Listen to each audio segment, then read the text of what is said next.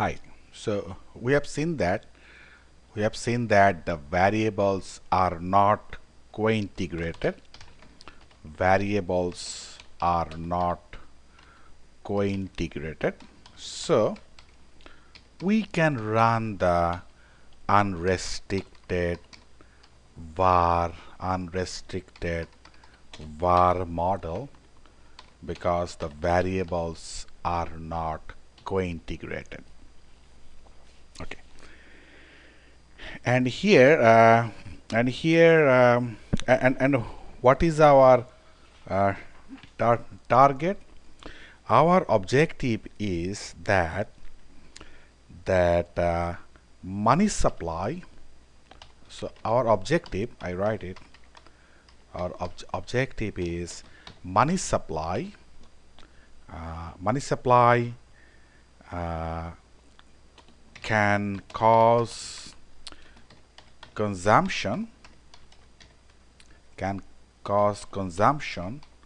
CONS, right, through GDP channel.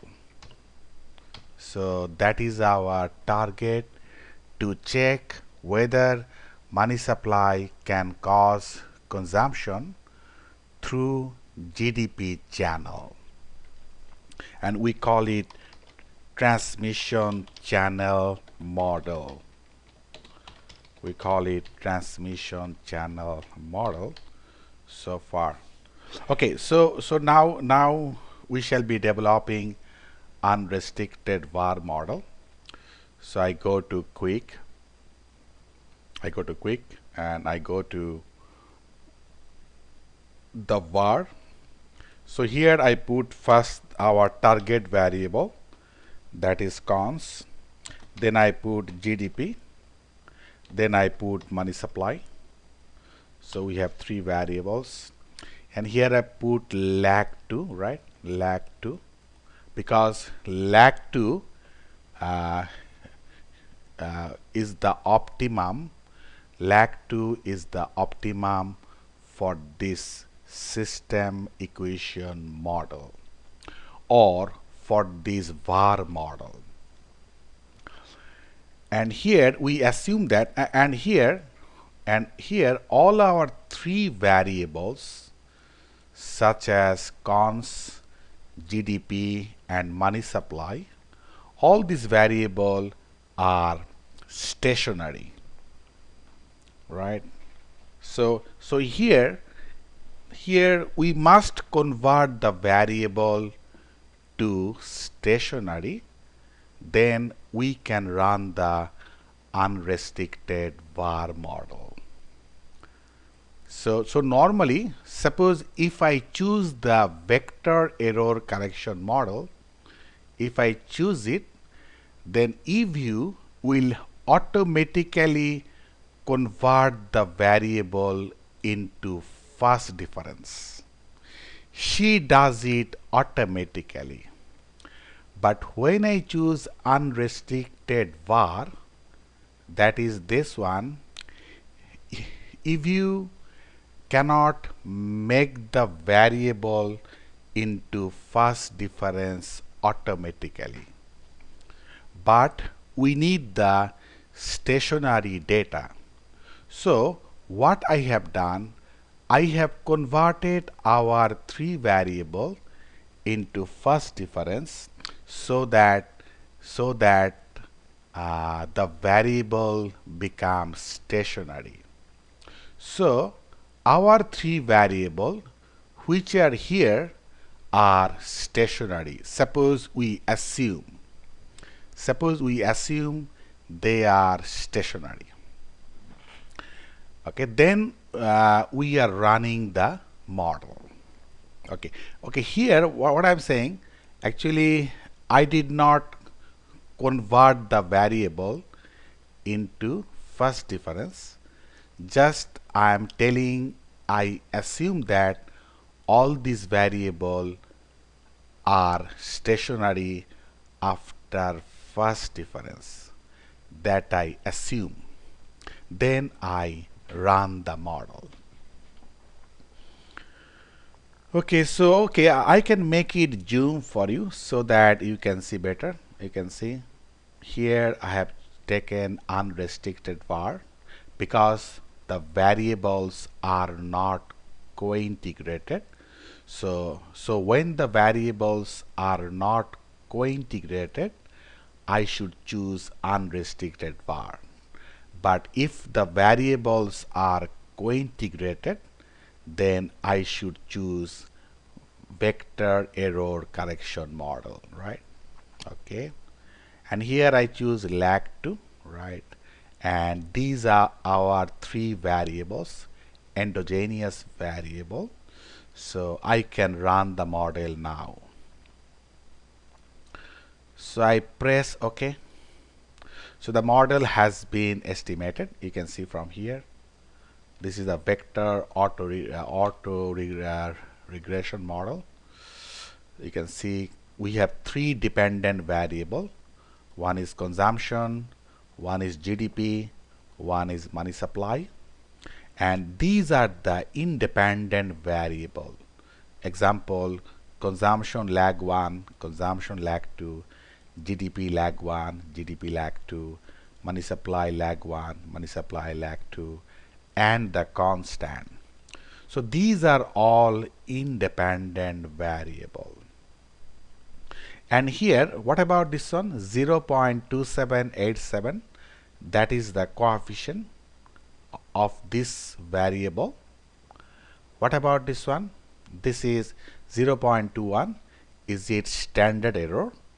And what about this one? 1.29, it is t statistics. So it is the t statistics. And what is the formula? The formula is coefficient divided by standard error. You can get the t statistics. Suppose this divided by this, you can get t statistics. Suppose here this divided by this, you can get t statistics. So that will always happen for all coefficient. Here I mention standard error means second bracket, right? And t statistics means third bracket. So it is standard error and this is t statistics. Okay, now you can see it is one model. It is the dependent variable, and she has 1, 2, 3, 4, 5, 6, 7 coefficient. That means every model has 7 coefficient. So should be 21 coefficient. 7 plus 7 plus 7. So should have 21 coefficient in the whole system model. So this thing is a system equation model and should have 27 coefficient. Okay, but the problem is that here is t value, here is t value, right? These are all t value, but there is no probability value or p value. P, there is no p value or probability value. So better we try to get the p value, so that if the p value is less than 5%, we can say very fast that that particular variable is significant. Okay, now question is that how to get that p value. Okay, here sorry, I've gone to here. Yeah, how to get the p value of this system equation model. Okay, what I do, I go to proc, then make system, then order by variable. I choose this one, right? Okay, here you can see we have three model, right? It is first model, and where the cons is the dependent variable. It is the second model, it is the third model, and you can see C1 is the first coefficient, C2 is the second coefficient. In this way, C7 is the last coefficient, And what is C7? C7 is the constant of this model. Okay, then it is C7, then again it is starting from C8, then C9, C10, in this way C14, then again start from C15, C16 until C21. So there will be 21 coefficient in this system equation model. There should be 21 coefficient. Okay. Now our target is to estimate all these coefficient. Okay.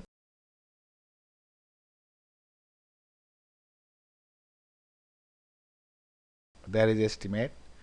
If I click it, then they will estimate all the coefficient at a time. I click on it. So here I choose ordinary least square, right? I choose this one, then press OK. Okay, you can see all the coefficient has been estimated. It is system model. You can see C1, C2, C3, C4, C5 until C1. All the coefficient have been estimated very nicely. And here suppose C1, it is the coefficient and it is the standard error. So coefficient divided by standard error, you can see the t statistics, and it is the corresponding probability value, meaning that p value which we did not have last time. So this thing has appeared right now after estimating system equation. So last time we did not have, but now we have it. Okay, suppose I talk about C3. Is this variable significant? Is this coefficient significant? You check the p value. So the probability value is how much? 3.22%.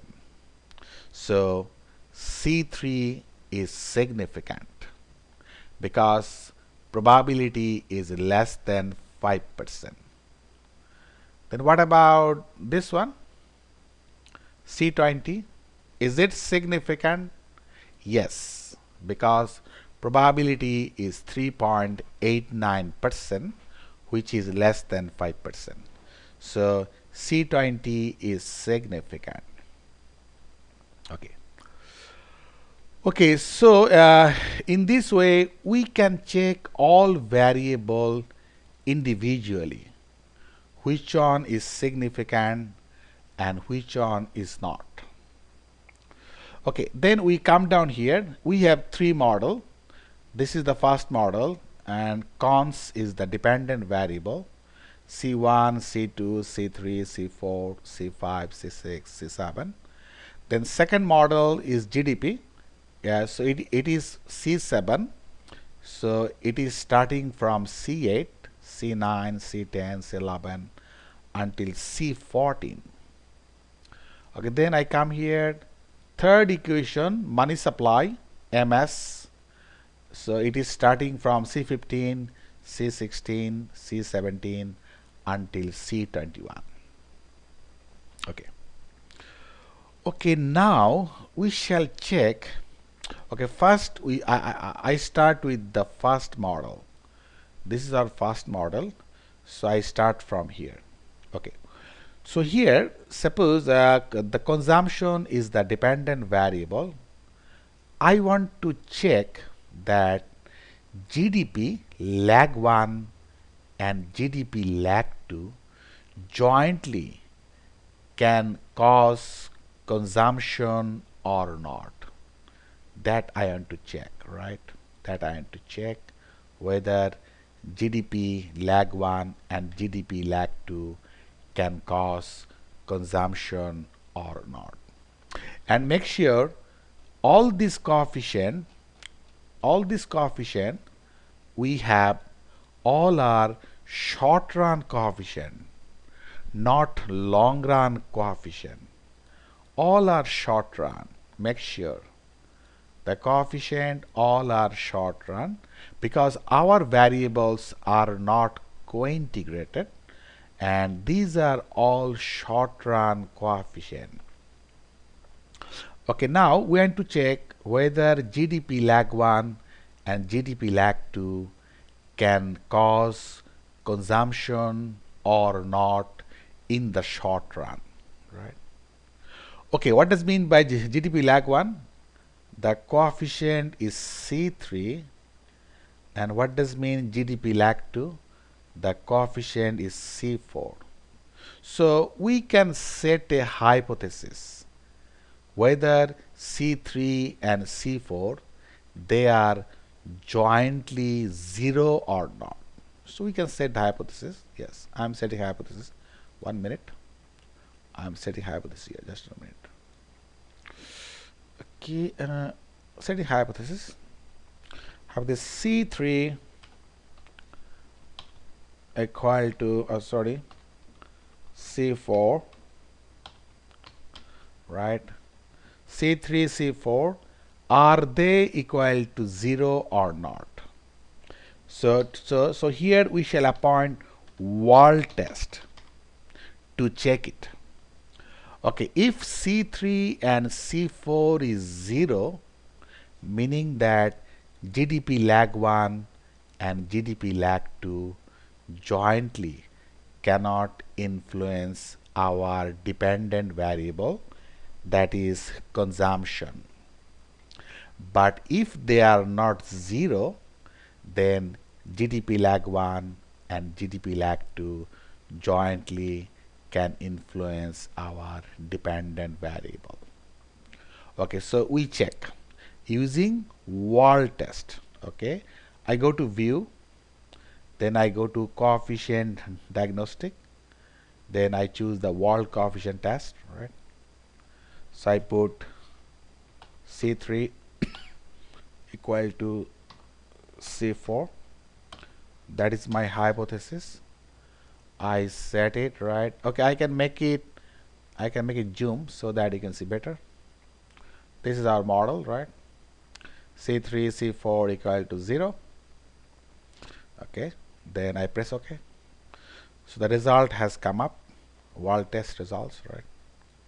This result, Wald test, and the chi-square value, and the probability value is how much? 6.83%, the probability, and it is our null hypothesis. C3, C4 equal to 0. Okay, here we have chosen probability 10%, not 5%. That means until 10% we shall reject null hypothesis. So normally we choose 5%, but sometimes we can also choose 10%, but not more than that. Okay, so here we shall choose 10%. So the p-value, is 6.83%, meaning that we can reject null hypothesis, meaning that C3 and C4 not equal to 0, because we can reject this null hypothesis, meaning that C3, C4 is not 0. So then what happens? If C3 and C4 is not 0, meaning that you can see from here GDP lag 1 and GDP lag 2 jointly can influence consumption in the short run, because C3 and C4 are not 0. Okay, so in the similar way I can check whether money supply lag 1 and money supply lag 2 jointly can cause consumption or not. Okay, here money supply 1, C5 and C6, right?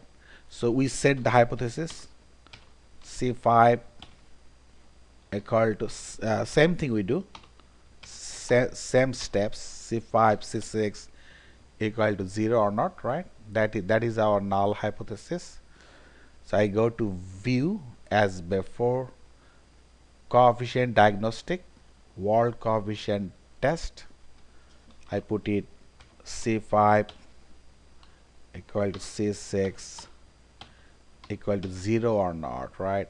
I have set the hypothesis, right? Okay, I can make zoom for you. The zoom, you can see our Wald test, right? C5, C6 equal to 0 or not. Okay, I press OK. Wald test, chi-square, statistics, corresponding p-value. How much is the p-value? 45.85%, which is more than 10%. So we cannot reject null hypothesis. Rather, we accept null hypothesis, meaning that C5 and C6 are jointly 0. And if they are 0, meaning that, I check from here,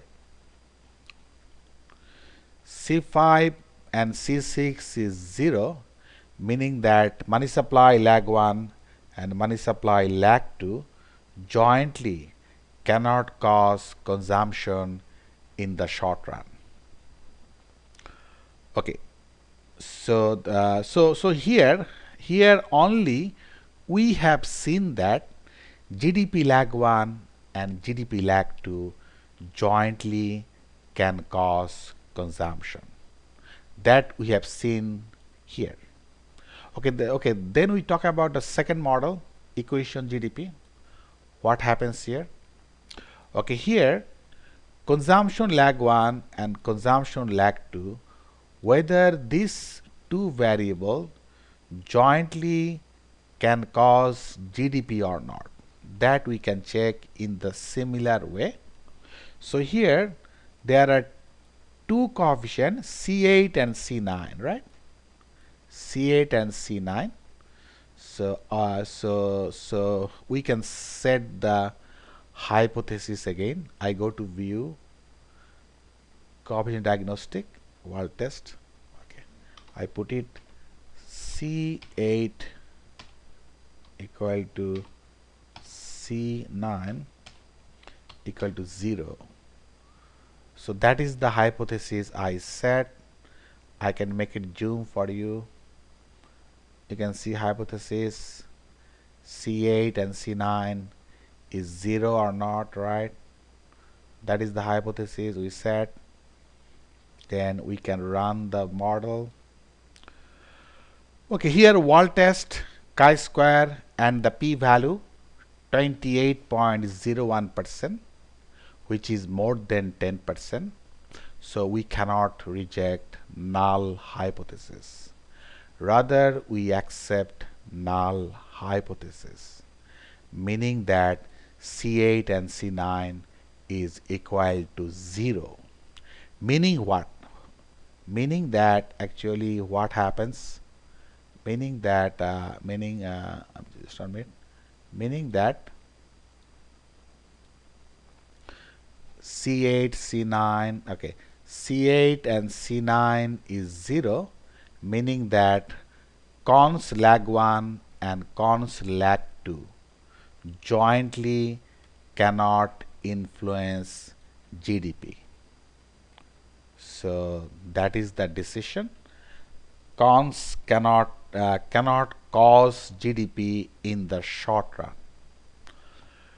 Okay, so we can check one more, whether money supply lag 1 and money supply lag 2, these two jointly can cause GDP or not. We can check it. So here our coefficient is C12 and C13, right? This is our two coefficient. So we set the hypothesis C12 and C13. We set hypothesis C12 equal to C13 equal to 0 or not. We can set the hypothesis. You can see in zoom, right? C12, C13 Is it 0 or not? Okay, okay. Here, Wald test chi-square probability value is less than 10%, meaning that 7.31%.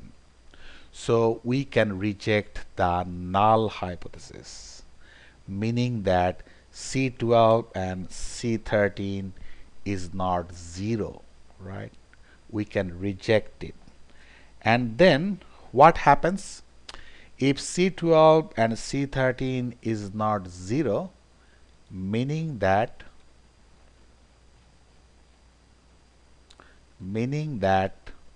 C12 and C13 is not 0, meaning that money supply lag 1 and money supply lag 2 jointly can cause GDP, right? So okay, so here from this model we have seen that consumption lag 1 and consumption lag 2 jointly cannot cause GDP, but money supply lag 1 and money supply lag 2 jointly can cause GDP. That we have seen from this model. What about the third model, right? This one, third model. What is happening here?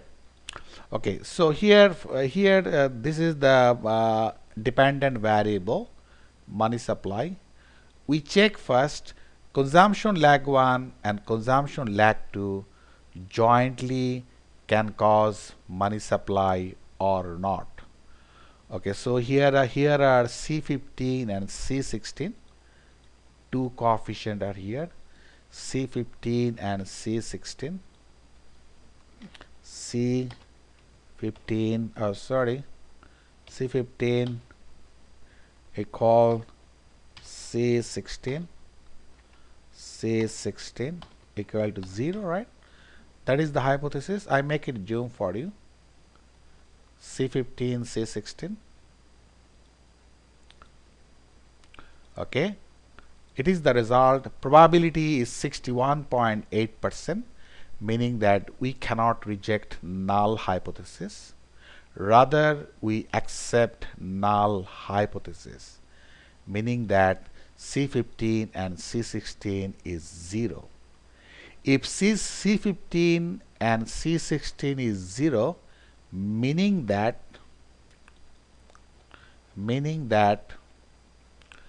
consumption 1 and consumption 2 jointly cannot cause money supply.